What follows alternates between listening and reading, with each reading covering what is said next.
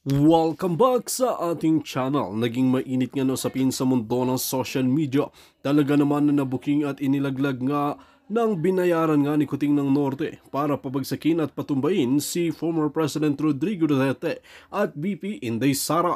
Ngayon nga ay hindi na makakawala ang korap na opisyalis na itong si Kuting ng Norte na ito at ang kanyang mga kakampi at mga kaalyado matapos nga umamin ang kanilang binayaran dahil hindi nga rin niya pala kaya na masikmura ang ginawa niya nga na pagtatambang kay former President Rodrigo Duterte at VP Inday Sara. Buti nga lang at hindi na tuluyan itong si Tatay Digong at VP Sara Duterte. Ngayon nga ay talagang nagtataka ang maraming netizen kung bakit nga nagagawa ito ni Kuting ng Norte na kayang-kayang kumitil ng buhay ng maraming tao dahil lamang sa pera. Ngayon nga ay hindi makakawala si Kuting ng Norte at pagbabayarin at iimbestigahan pa ng mga nasasakupan. Ngayon nga ay hindi nagpatinag ang mga matitinong mga opisyales at hindi nga raw tatanggapin ang mga suhol na manggagaling kay Kuting ng Norte at sa mga korap na mga opisyales. Ang kahilingan ng maraming netizen ay sana ay talagang tuparin ng mga judges at iba pang mga matitinong mga opisyales na hindi sila tatanggap ng suhol at babaliktad na naman at mapapawalang sala ang mga kasong ito. Para nga sa karagdagang impormasyon, panoorin nga natin ang buong video. At kung bago ka lamang sa aking channel, huwag kalimutan i-click ang subscribe button at notification bell para lagi kang updated sa ating mga bagong video. At para sa solid viewers natin dyan, maraming salamat sa walang sawang pagsuporta. O kaya yung kasabihan na kapag masamang damo, mahunit ang ginhawa. Mahunit gid ang ginhawa sa mga lilintian nga mga masasamang damo. Ayun na nga ay gumulong na daw ang pag-iimbestiga ng Department of Injustice Task Force. O, di ba? Kaugnay sa kanilang binabato kay Pangulong Duterte na EJK. Ayan naman talaga ang purpose ng mga yan. Ayan, no, November 18 ngayon. Anibersaryo kung saan ilang taon na nang ipinalibing ang tatay ng traidor na si Bangag Jr. na ungrateful, na walang utang na loob sa Pangulong Duterte at sa kanyang administrasyon nang ipinalibing ang matandang Marcos sa libingan ng mga bayani. Kaya nga, inaantay nating hukayin ni Inday Sara para i-Japon sa West Philippine Sea. Diba? So anyway, mga kababayan, ay sinabi nga ni Remulla na mag-iimbestiga na daw yung kanilang task force injustice dito sa mga paglabag ni Pangulong Duterte sa international humanitarian law at chuchu. Pero si Lisa Tanas na kidnapper at si Bangag Jr.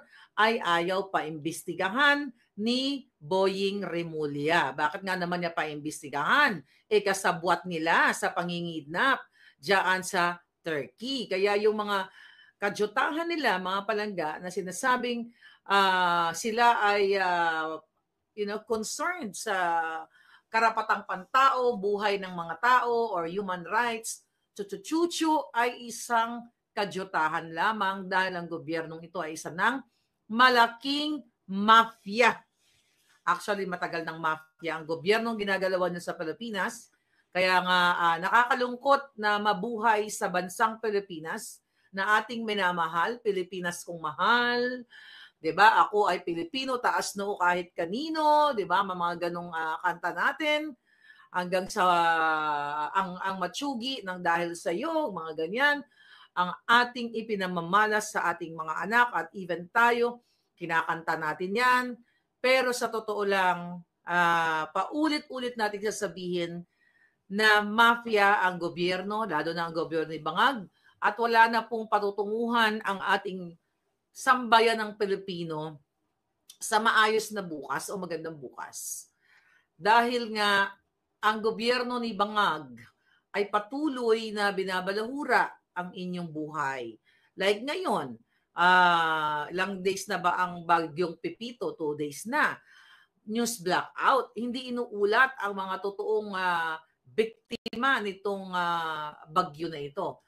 So nakakalungkot yan, mga kababayan. Anyway, so balik tayo dito sa sinasabi ni Remulla. Okay, ang bawat bukas ng Junganga na Remulla, yun ay utos ni Satanas. Tandaan ninyo, noong May 9, during election time, kung saan nag-celebrate ang mga buwaka ng ina, kasama na din ang inyong lingkod na nabudol diyan sa Mandaluyong, ay nandyan si Remulla na kausap ni Bangag, kung saan kausap niya para sila ay palaganap ng kasinungalingan or kawalang hustisya sa ating bayan. Sabi ni Remulla, lahat daw po ay lahat na daw ng pwedeng sakupin ay sasakupin nila para si Pangulong Duterte ay mapanagot sa mga binabato nilang crime against humanity. Pero ang crime ni Bangag Jr. at ni Lisa, ulitin ko, ang pangingidnap, pag-extract sa Turkey, ano yon, Remulla? Crime against what yon? Ano yon? Crime against Bangag. Okay? Bangag kasi ang nagpasimuno nito. Tapos ngayon, lahat daw ng pwedeng silipin nila ay sisilipin nila para si Pangulong Duterte ay mapanagot nila. At mga kababayan, well, gawin nyo. Gusto ko nga ngayon na karagtagin nyo na yung lolong ating palangga, ang ating PRRD. Right? So, itong si Remulla, mga kababayan, talagang uubusin nila ang kanilang lakas, uubusin nila ang pera ng bayan para dito tugisin ang Pangulong Duterte o gagawa ng mga fabricated cases, katulad ng ginagawa sa akin, fabricated crime, di ba? Sa kabila ng mga pagdurog ni Pangulong Duterte diyan sa Senate hearing, na kung saan nilang paso sila, excuse me, ang ating former president, na lumabas silang lahat ng mga Shonga Bells. Lumabas lahat ang mga Shonga Bells na mga kongresista at senador na hindi nila kaya ang utak ng isang dating Pangulo kahit anong paikot-ikot nila para itrap ang Pangulo sa kanilang mga kasinungalingan. Pero again, nilalaro nga lang sila ni Pangulong Duterte kasi alam ni Pangulong Duterte na sila ay mga mango. Okay? Sobrang mango, mga kababayan. Anong gusto natin gawin? Anong gusto nyong gawin? Nakakaulam ang mga Huwadcom and Company. Sabi ni Jen Gatchi. Ano pa nga ba? Okay. Anong gawin natin dito sa mga ginayupak na ito? Mag-aaklas na ba ang mga maghahalo na ba ang balat sa tinalupan? Sabi ni Mirasol Lopez, how are you, mga palangga? Okay. Hi, Beethoven Crasco palangga. Kumusta ka na dira? Okay. Remulla, the living dead. Sabi ni Kristen Wilson. Mga mangugid, siling ni Mix. Namigid sila pang gawing bopis. Sana may ganun, ano? May ganung parusa sa mga inayupak na to. Pero actually, nakakagalit kasi napaka-ungrateful nitong mga taong ito. Kasi nga, mga kababayan, ito ay utos ni Lee Satanas. Ganun si Lee Satanas ka, vindictive narcissist. Okay? Bakit ka mo? Bago natin boljakin tong si Kung Hon na ito, ilan po bang proxy cases ang ginagawa ni Lisa sa akin, sa iba, kay Attorney Glenn Chong, yun nga, pagigipit, kay Attorney Harry Roque, lahat sa amin na kritikal at kumakampi sa inyo sa ngalan ng taong bayan ay gustong gurgurin ng waka ng inang Lisa na isap na nilagpasan pa ang kademonyuhan kay Satanas. Kung napapansin ninyo mga kababayan, talagang sabi ko nga, imbis na ubusin ng mga mambubutas ng batas, Congress, lower and upper house, gobyerno ni Bangag para palaguin ang inyong buhay, palaguin ang ekonomiya, bigyan ng solusyon ang mga kaliwat kanang mga krimen na nagaganap ngayon. Kawawa kayo mga Pilipino. Ang ginagawa ay tina-target talaga ang mga Duterte. Pero ang nahihirapan, ang taong bayan. Dahil recently ay nagngalngal itong si First District Representative, okay? J. Kung Hon. Alam mo kaya galit na galit yan kay Pangulong Duterte. Yung hunghang na yan, ikaw, buha ka ng ina ka, kaya galit na galit ka kay Pangulong Duterte dahil napangalanan kang isa sa mga narco noong panahon niya. At ayon sa ating source, mga kababayan, itong si J. Kung Hon na yan, Hunghang, hindi ko mabigas yung pangalan niya, J. Hunghang, yan na lang pangalan mo, mas bagay sa'yo. J. Hunghang, ikaw ay nasa sangkot sa illegal na pulburon dyan sa SBMA.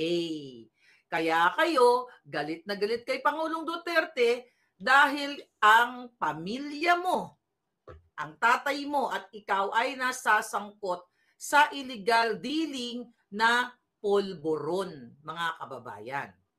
Ngayon, kaya ang ginagawa nila ngayon, validated yung list ng mga narco-politics, sabi ni Riza DG. Okay? J. Hunghang na lang, mas bagay sa'yo. Ayan no?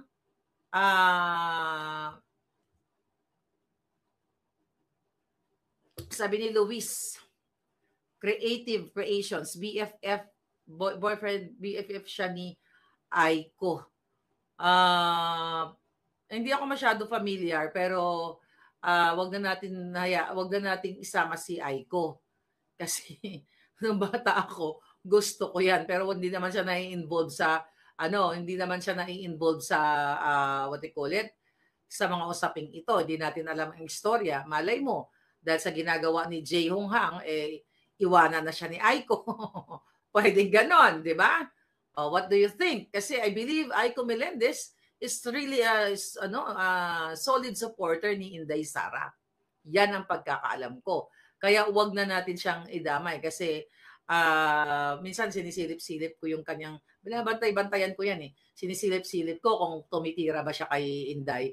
Pero hindi naman. So huwag na natin, kasi alam mo naman, sa relasyon ng magjowa, kasi hindi naman sila kasal, di ba? Hindi naman sila mag-asawa, I think.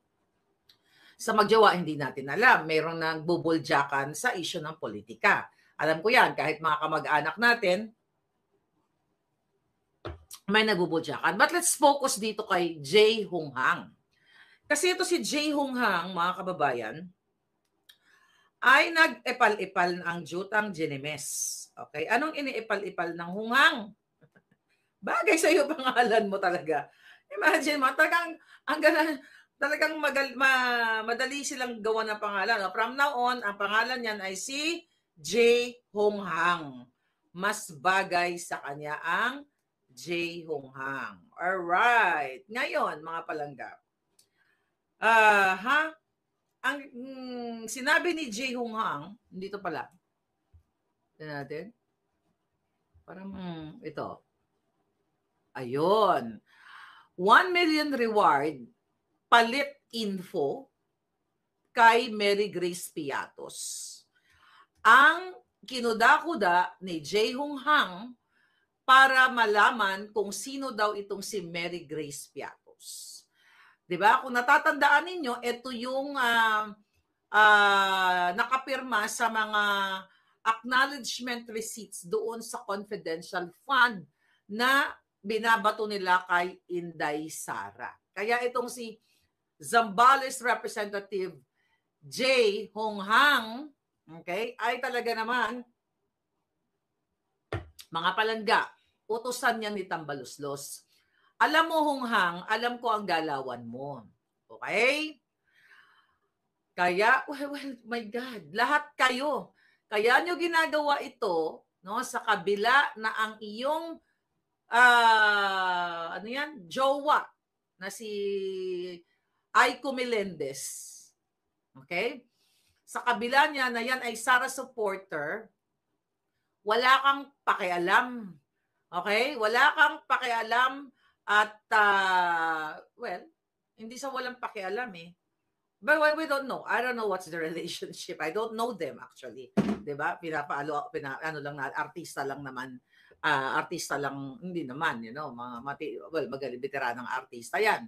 'Di ba? But again, in fairness kay Aiko, wala naman tayong narinig kasi counselor 'yan ng QC. Nasa district ko 'yan eh. Oo, nasa district ko 'yan. In fairness lang based on doon sa distrito namin sa Quezon City, magandang reputation. Okay? Ni Aiko. Kaya hindi natin pwedeng balahurain ang isang taong wala namang pangit na reputation. Kaya nga makikiusap na lang tayo sa kanya, baka naman pwede ka na magpalit ng jowa. Pag ganito kasi yung jowa mo, anyway, sabi ni, mag-showbiz na lang ba tayo? Sabi kasi ni Hunghang na ang sabi nila, sabi ni Hunghang na napaka mahalaga daw na malaman ng taong bayan ang katotohanan at napaka-importante na yung tao daw mismo na tumanggap ng pondo ng confidential funds na yon na pumirma sa acknowledgement receipt ay makausap, maka-attend ng Senate hearing. So yung mga ganon yung nakalagay na Mary Grace Piatos na yon. Kaya daw nag-usap-usap ang mga kasama ni Jay na mga kapwa niya Hunghang na miyembro ng Tuwad Committee at nag-ambag-ambag daw ang mga jutang ginemes ng 1 milyon para ibigay sa sinumang makakapagturo dito kay Grace Piatos na ito. At sinabi pa ni Hunghang, di ba kasi nabanggit ni Inday Sara doon sa kanyang I think press interview na sa pagkakat ng budget, okay, nitong mga Hunghang na ito ay maapektuhan, I believe, mga 200 staff ng Office of the Vice President dahil nga, di ba, dahil sa panggigipit nila kay Inday Sara. Ang punto de vista kasi dito, kaya hindi na umattend si Inday Sara dahil politically motivated nga ito, mga kababayan, mga palanggingking. Ano ang gagawin natin sa mga Hunghang? Okay? Now, ang sinasabi nitong Hunghang na ito, na nag-usap-usap sila, na nag-ipon ng 1 million, ito isang kadyutahan. Huwag mo ko pinagluloko, Jay Hunghang, at kayong mga tuwadkom. Yaan ay hindi kayo nag-ipon, galing yan sa pera ng bayan. At hindi ka nag-iisip ng tama na buwaka ng inaka. 10 ng mga kasabwat mo. Hindi ka ba nakakaintindi ng tinatawag na pseudonym? Ginagamit ang pseudonym o alias mga palangga sa mga intelligence operations. The fact na itong pinag-uusapan natin ay confidential funds. Meaning, kaya nga from the word confidential funds, ginagamit ang pondo sa mga operasyon, kung ano man yan, mga panghuli sa mga demonyo o pag-intercept sa mga kalaban ng bayan, di ba? Ganun naman talaga yung ang pinupuntahan, mga palangga nitong itong mga confidential funds na yan. Ang punto de vista kasi ni palangga ninyo ay itong confidential fund, hindi lang si Inday Sara ang meron. Kung gusto pala i-expose ng mga Hunghang na itong mga nakapirma dyan, kasi hindi lang si Inday ang gumagamit ng pseudonym na yan. I believe, that's my understanding. Yung Piatos na yan, kasi let's say, pumirma siya dyan, hindi ko kasi napanood ng buo yung mga kaputahan nila dyan sa Senate hearing. But I'm just giving you an example at sa ating munting kaalaman. Let's say, for example, yung nakapirma yan, kunyari, yung budget na yan is disbursed 2 million. Okay? Pseudonym, Piatos. Okay? Di ba? Mary Grace Piatos. Yung operation na yan, let's say, tiniktikan, sinorveillance ang mga kasabwat ni Lisa Smugs na kung saan, kunwari lang to, I'm just giving an example. I'm not saying na exactly ito yung ginagawa sa Office of the Vice President. But I am talking in general in terms of intelligence funds, intelligence gathering, information gathering, So let's say, for example, 2 million yan, Mary Grace Piatos, aka Mary Grace Piatos, ikaw na pumirma dyan. Siyempre, kaya bakit ba nagkakaroon ng pseudonym? To protect the identity of the witness or of the informant, mga kababayan. So kung gusto nyo pala, baka nang ina kayong lahat dyan sa Wadcom, na hindi kayo nagkakaunawa, yung mga utak nyo nilulumot na dahil ang nasa utak ninyo, pera, pera, pera ng bayan. Kaya gumagamit yan, hindi ko pinagtatanggol kung hindi ko alam mo yung hindi ko pinagtatanggol na kunyari yan ay napunta sa pagnanakaw or something. Kung yan pala ang basihan ninyo, idi ilabas na natin lahat. Mga baka ng ina ninyo, yung mga involved na mga nag-witness, yung mga operation ng PNP, ng military, ng Office of the Bangag, everything na mayroong confidential fund, confidential information, ilabas na natin mga hayop kayo. Yan pala ang gusto ninyo. Ayaw nyong, kung gusto nyong i-jeopardize o ipahamak ang mga confidential informants o yung, kasi, di ba, yung sinasabi nila na dapat nag-come up pa sila ng 1 million reward para daw ilabas si Mary Grace Piatos na yan. Hindi nag-iisip talaga itong mga julul na to kasi mga bobo yan. Yung mga hinayupak na yun, mga walang alam. Ngayon, mga palangga, hindi mo pwedeng i-expose, di ba? Kaya nga confidential, di tanggalin nyo na yung pangalan, yung word na confidential, di ba? Open na lang, not confidential. Public what? I don't know, I cannot come up with a term right now. But anyway, so yung mga yan, sa confidential pagpoproseso ng mga ganyang information, okay, or documentation, kapag may mga operation to protect the national security, to protect the integrity of that particular office. Di ba? So, kaya may pseudonym yan.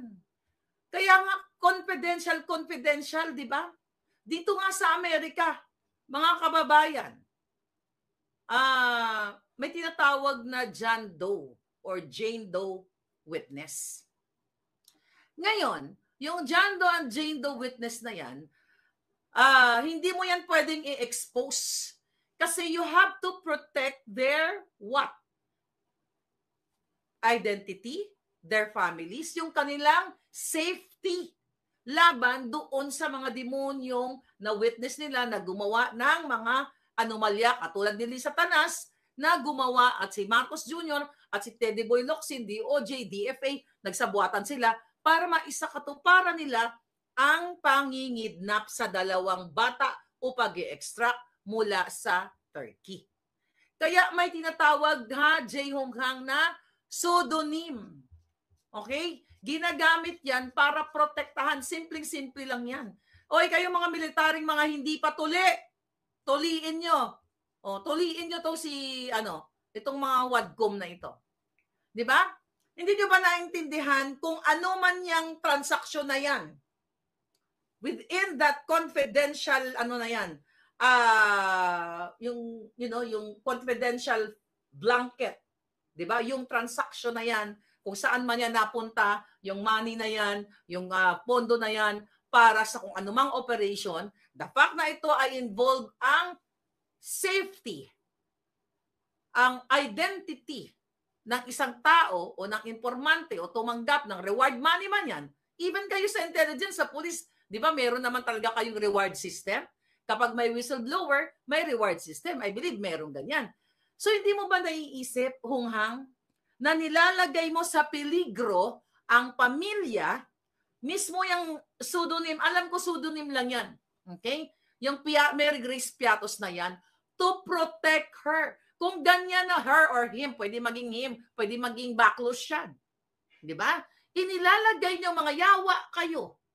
Ang isang tao, okay, katulad ng pseudonym Piatos na yan, dahil lang sa inyong kaputahang paghihiganti ni Lisa Tanas sa mga Duterte. Ginagawa niyo mga yawa kayo dahil kayo ay inuutusan ng bangag na presidente, bangag na first lady, tambaluslos na kawatan na bribe, what do you call, sangkot, malaking bribe ang natanggap at nagbabribe na si Tambalustos, ha? Kaya kayo sunod-sunuran. Hindi kayo gumagamit ng utak, mga yawa kayo na kapag nilagay nyo sa publiko ang sino man yang tao na yan sa likod ni Piatos na yan, mga palangga, ay para nyo na ring inutusan ang kung ano man naging successful operation during whatever operation, nilalagay nyo sa peligro at para nyo na sabihin sa mga naging kalaban, let's say witness yun si Piatos, di ba? Gusto nyo na rin, ini-encourage nyo ang tao na malaman, mabuksan kung sino yung taong yan para gurgurin ang kanyang pamilya.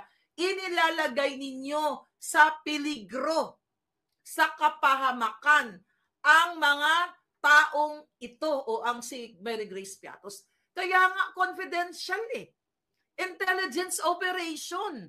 Di ba? O lahat palagbasihan ninyo na lahat ng, putang ina ninyo lahat Tangay na pag meron ng taga-ong kulam, kukulamin ko kayo lahat.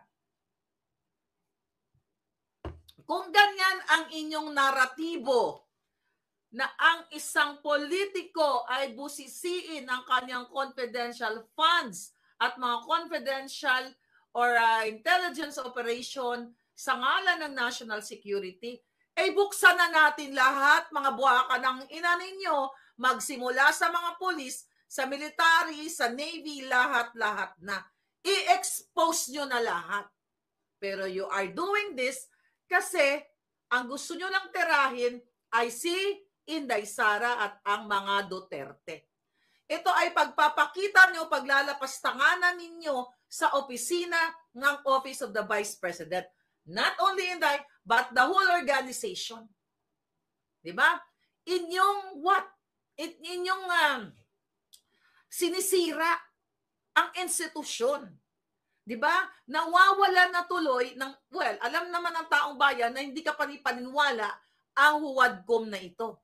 Kumbaga, dinimoralize nyo na lahat ng mga taong matitinong nagtatrabaho sa Office of the Vice President. Sino ngayon? 'Di ba? Dahil ayan ay ang usapin dito mga kababayan is confidential funds. And confidential activities or confidential activities, intelligence chuchu. Dinidemoralize nyo ang opisina habang kayo ay nagmumukhang tanga sa mata ng bayan. Mga palangga, I don't know kung anong ginagawa ng ating mga support na mga military, mga polis na payag na lang ginagago ng gobyerno di Bangag. Hindi nyo ba alam yun? Alam yung sinasabi ko, basic lang sinasabi ko. Kayo nag-aral pa kayo, mga inayu pa kayo kung saan kayo nag-aral, mga giatay kayo. Hindi nyo ba alam na merong implication yan sa inyo lahat? Na pinipilit ng isa